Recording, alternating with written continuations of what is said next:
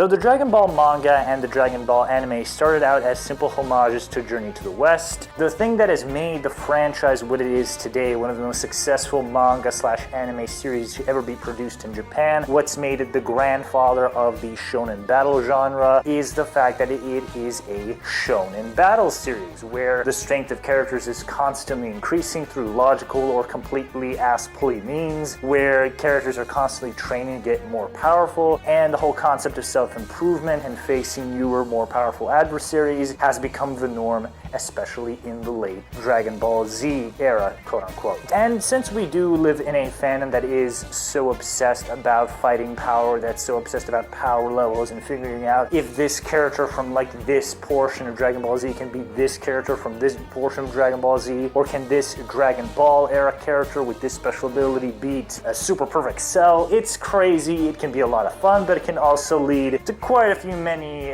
rude words being spoken or exchanged between participants of these debates. And one of the most controversial debates that exists within the Dragon Ball fandom is which version of Majin Buu is the strongest. And there's a lot of confusion here. There are a lot of conflicting reports. There are a lot of things that just don't particularly mesh well with one another. And there are basically three main pillars of information, and only one of them I feel is valid enough to actually take seriously for this topic. The three main pillars are the manga, which is the one I consider to be the most correct because it was written, it was drawn by Akira Toriyama. He's the guy who's made Dragon Ball. He's the creator. He's the guy who consistently wrote the manga without much. Well, there was outside editorial interference, as I explained in the Dragon Ball Head Scratchers video, the transformations of Cell, but more or less, that's Toriyama's stance on what happened. That's his version of events, his version of the Frieza fight, his version of Goku versus Cell, of basically everything you know and love about Dragon Ball.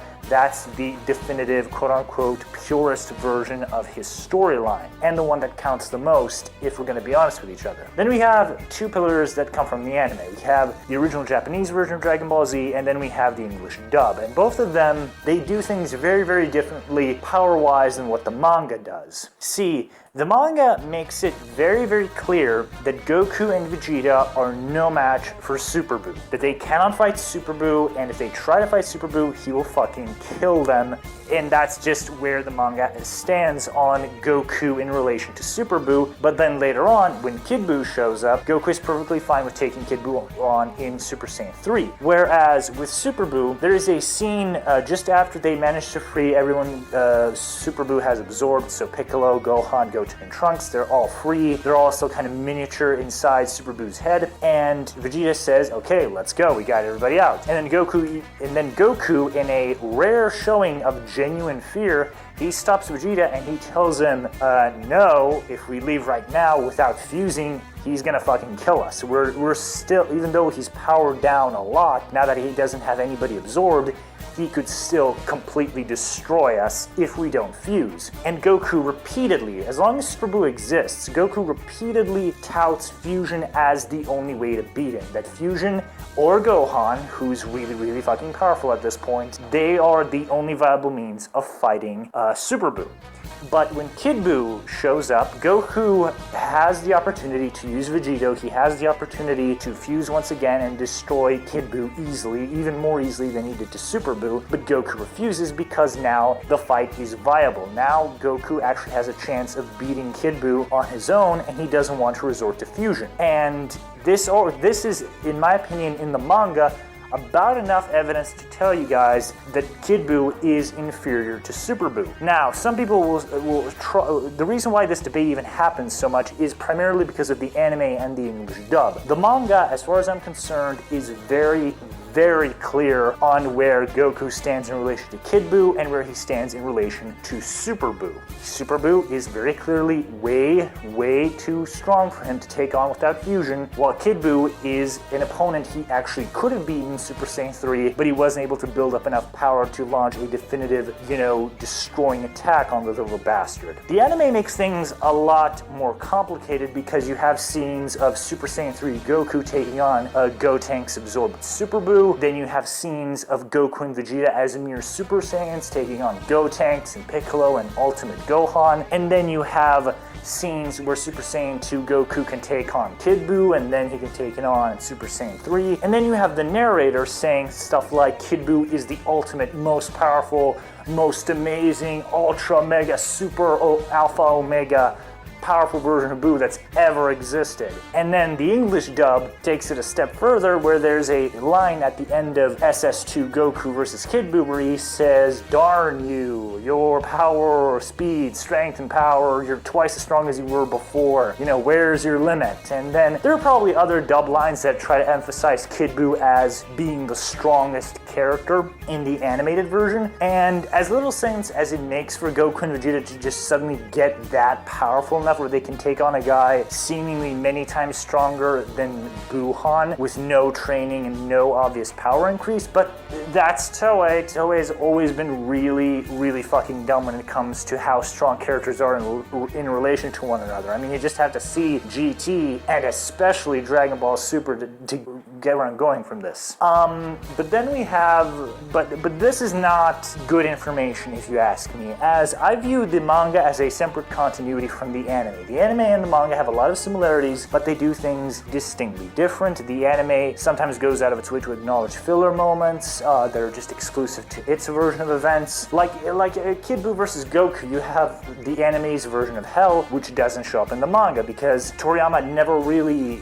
gave us a version of Hell until Resurrection F, and it's very, very different than what the anime did in the 90s through, you know, the various movies and the filler arcs of Dragon Ball Z. And that filler stuff is acknowledged in the Z anime. Then you have, you know, the Garlic Jr. The Garlic Jr. movie has a fucking sequel arc to the Garlic Jr. movie that doesn't happen to the manga, and it can't even work in the manga. It barely works in the anime if you actually stop to think about the specifics of the movie and how the timeline just does not make a lick of sense. So with all this in mind, I think it's more than fair to say that the manga and the anime are separate continuities. They are very similar in a lot of ways, but there's still some stark differences between the two of them and how they approach powers, how they approach you know, certain scenes and all that stuff. And there are more examples of the anime adding stuff in or just altering things, like Gohan vs. Cell. When these two guys fought in the anime, Piccolo, Krillin, Yamcha, Tenshinhan, all these guys, along with Vegeta, you know, attack Cell, you know, from the back to try and give Gohan a chance. In the manga, everybody else but Vegeta gets blown away, and Vegeta's the only guy to land a hit on Cell enough to distract him, so Gohan and Goku's combined Kamehameha can kill him. And there are more examples I could list, but I feel like the anime emphasizing in both the Japanese version and in the dub how amazingly powerful Kid Buu is the primary reason for these various debates, and also because of the fact that the Dragon Ball manga, a lot of people just don't read it. That's just a thing that exists. A lot of people are going to say they love Naruto or Bleach or anything else. Like, a lot of people love One Punch Man, and then when I talk to a lot of those people, I ask them, hey, have you read, you know, the One Punch manga like me? And they're like, no, like, why the fuck should I? The anime is a lot better. The anime has animation, it's got music and all that stuff. And that's more than fair. That's perfectly fine. I hold nothing against you. It's just that the manga is just not as popular as anime is, and that's simply a fact. And that's kind of why the reason why when people just watch Dragon Ball Z, the anime, they just assume, well, everything that's in this must logically be in the manga, and then when you actually go read the manga, you realize, wow, there's a lot of shit from that thing that's not in this thing. And those are the various reasons why I think that this debate is so hotly debated.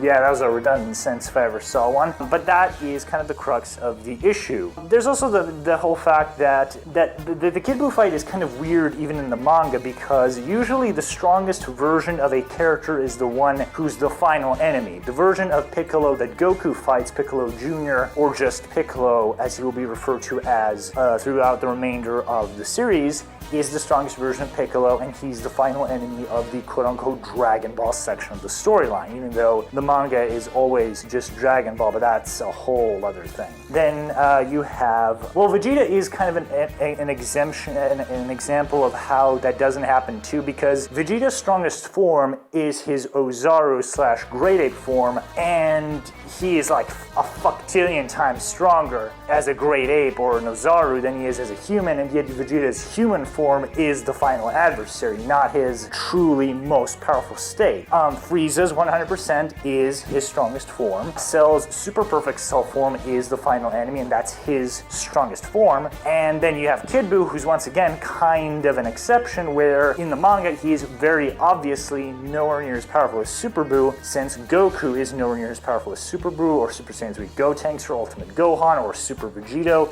He's not among the top echelon fighters of this arc. And I think the reason why this kind of odd situation exists in the manga is because Toriyama is very clearly going for something else in the arc, and then he just decides to completely scrap it in the last second. And I'm not even saying this as like a Gohan fanboy or a Gotenks fanboy, God forbid, because I don't really like the half Saiyans. I think Gohan is a pretty boring character for most of the series, and Gotenks just gets on my fucking nerves, so I don't think I'm being a fanboy of the half Saiyans when I say that the storyline is clearly building for them to take over as the strongest motherfuckers on the planet, and then very abruptly Toriyama's like, nope, he gets rid of Gotenks, he gets rid of Gohan, Goku and Vegeta come back, both of them, then they fuse, and then they're the main guys to fight. And then when Goku brings up the fact that Gohan and Gotenks could probably one-shot Kid Buu, he's just like, nah, we're gonna use the Spirit Bomb. Even though bringing back Gohan and Gotenks into this would be so much simpler, like, no, we're the main guys now, we're gonna kill Kid Buu, fuck the half Saiyan. And that is a greatly exaggerated recounting of what the manga and even the anime do, but that's kind of what it happens. Toriyama, throughout a great deal of the Buu arc, and even at the end of the Cell arc, he's like, Gohan's gonna take over for me. Like, Gohan's more powerful than me. He's the guy's gonna be able to take on the major threats in the future. But then, abruptly, like in the span of maybe like a couple of chapters, everything shifts around so Goku and Vegeta can be the main guys to beat the bad guy. Since it's already established they're far inferior to the half Saiyans, it only stands to reason that to compensate for this, Kid Buu would not be that much stronger than Goku is. So there are a lot of factors in play in this debate, a lot of, some of them in-universe, some of them out-of-universe, some are just people being completely ignorant about various different facts that go on throughout the arcs, and this is not a definitive answer, but if we actually go with an answer that can basically please everybody, I would say that in the Dragon Ball manga, Buuhan is the strongest Buu, but in the Dragon Ball Z anime, Kid Buu is definitively the strongest one because the anime goes out of its way to repeatedly call him that, while the manga, while never saying Buuhan is definitively stronger than Kid Buu, is very clearly structured in a way to nerf Buu so Gohan and Vegeta, characters much weaker than Gotenks and Gohan, can take him on and win him without the victory feeling too ass-pulling. So yeah, in the anime, it's Kid Buu. In the manga, it is Buuhan. That's pretty much the closest thing we're ever going to get to a definitive, reasonable answer when it comes to this question. So what is your stance on this, guys? Do you guys think that Buuhan is stronger in every version? Do you think Kid Buu is stronger in every version? Or are we going to be reasonable human beings about this fucking topic for once and just admit that the manga and anime do things differently and the same answer cannot apply to both of them, at least in this situation? So yeah, guys, hopefully you enjoyed the video, and I'll hopefully see you next time. Bye.